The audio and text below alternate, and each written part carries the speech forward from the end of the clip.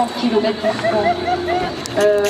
Donc il faisait des choses incroyables parce qu'il partait d'une douille et avec une douille d'obus ou de cartouches, il faisait des choses tout à fait utiles.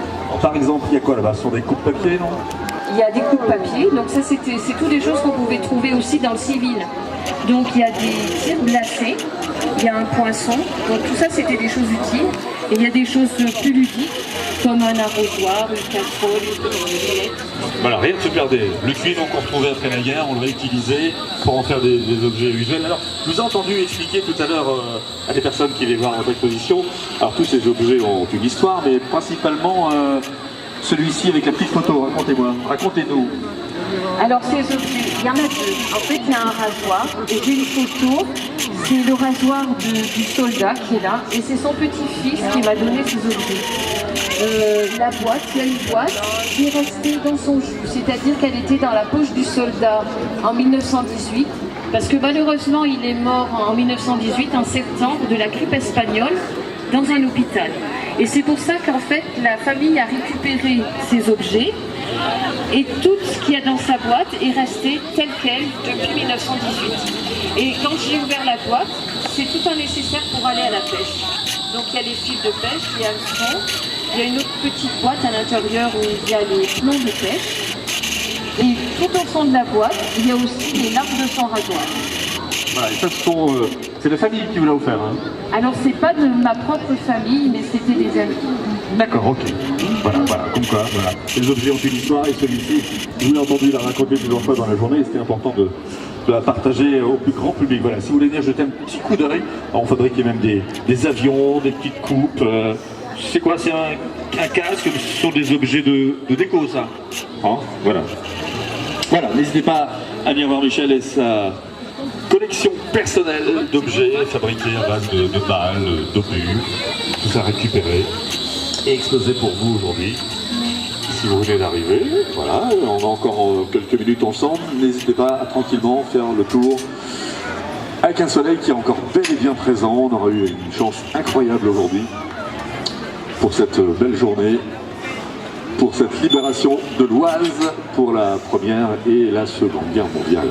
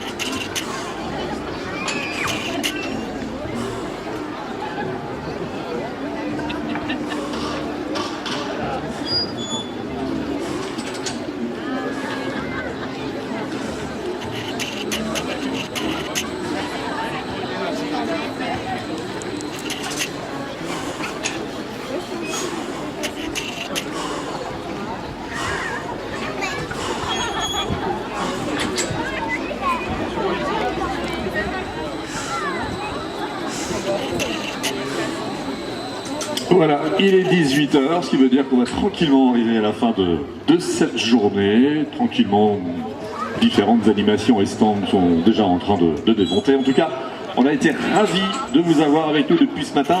Quelques milliers, hein, je crois qu'on est autour de 9000 depuis ce matin, comme vous, à avoir profité de cette grande journée ensoleillée dans le parc de l'hôtel du département pour fêter la libération de l'Oise. Merci encore à tous nos exposants, bénévoles, poilus, GI et j'en passe, qui depuis ce matin vous ont fait découvrir leur passion pour la Première ou la Seconde Guerre mondiale, les taxis de la Marne, les producteurs, voilà. C'est impressionnant. Il faut avoir l'habitude. Merci, bonne soirée. Merci. Remercions encore Madame Nadège Lefebvre.